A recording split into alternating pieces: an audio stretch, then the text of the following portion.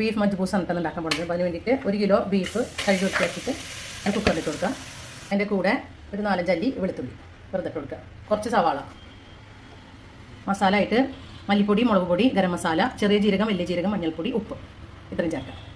Lemon juice, ഇഞ്ചി വെളുത്തുള്ളി പച്ചമുളക് paste 1 teaspoon, 1 teaspoon tomato paste നല്ലപോലെ മിക്സ് ചെയ്യുക. കുരുമുളക് പൊടി, 1/2 കപ്പ് ചൂടുള്ള വെള്ളം. എണ്ണയൊന്നും ചേർത്തിട്ടില്ല കേട്ടോ. നല്ലപോലെ ഇളക്കി യോജിപ്പിച്ചിട്ട് വേവിക്കുക. 5-6 വിസിൽ വെക്കണം. ചോറുണ്ടാക്കാൻ പോകുന്നു കേട്ടോ. 1 സ്പൂൺ നെയ്യ് വെച്ചിട്ടുണ്ട്. കുറച്ച് സൺഫ്ലവർ ഓയിൽ കൂടി ചേർത്തിട്ടുണ്ട് കേട്ടോ. കുറച്ച് സവാള, 2 വലിയ സവാള കേട്ടോ. റൈസാണ് കേട്ടോ. ഇത് കുതിർത്ത് ഒരു 1/2-3/4 മണിക്കൂർ കുതിർത്ത് വെച്ചാണ്.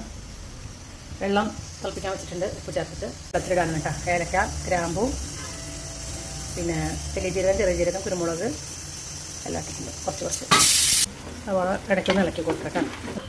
നട്ട്സും കിസ്മിസും ചേർത്ത് കൊടുക്കട്ടോ. അപ്പോൾ കുതിർത്ത് വെച്ചിട്ടുള്ള അരി ഇട്ട് കൊടുക്കട്ടോ. ക്യാരറ്റും ഉരുളക്കിഴങ്ങും ക്യാപ്സിക്കം, പച്ചമുളക് ഇത്രയും ചേർത്തിട്ട് ഇത് നല്ലപോലെ വേവിച്ച് വയ്ക്കും. പിന്നെ ഉപ്പും കൂടി ചേർക്കണം കേട്ടോ. അത് ചേർത്തത് വീഡിയോയിൽ വന്നിട്ടില്ല. അതാണ്. ഇനി തക്കാളി, 2 തക്കാളി ഇനി അടച്ചു വെച്ചിട്ട് വേവിക്കുക. മസാല ഇട്ടാണ് ചേർക്കുന്നത്. വീട്ടിൽ തന്നെ പൊടിക്കുന്നതാണ്.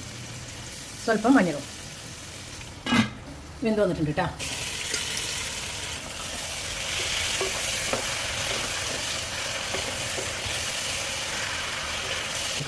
വേവിച്ച് വെച്ചിട്ടുള്ള ചോറ്.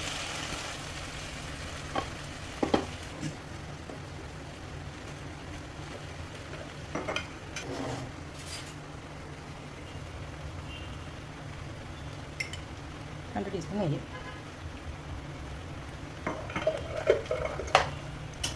ഗരം മസാല ഒരു നുള്ളിട്ട് കൊടുക്കട്ടോ. ഒരു നുള്ള് മല്ലിയില കേട്ടോ. അതിനൊപ്പം തന്നെ നമ്മുടെ ഓറഞ്ച് ഒരെണ്ണം മുറിച്ചിട്ട് ഒരു ഹാഫ് മതിയാവും. അതിൻ്റെ സ്ലൈസ് ഒന്ന് കാണിച്ചു കൊടുക്കാം. ഓയിൽ വെക്കാം.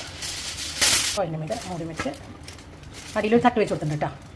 നല്ല ചെറിയ തീയിൽ 20 മിനിറ്റ് കേട്ടോ. അത് കഴിഞ്ഞാൽ ഓഫ് ചെയ്യാം. ഒരു വെയിറ്റും വെച്ച് കൊടുക്കാം. 20 മിനിറ്റ് കേട്ടോ. 20 മിനിറ്റ് കഴിഞ്ഞിട്ട് അമ്മ എടുക്കണം കേട്ടോ.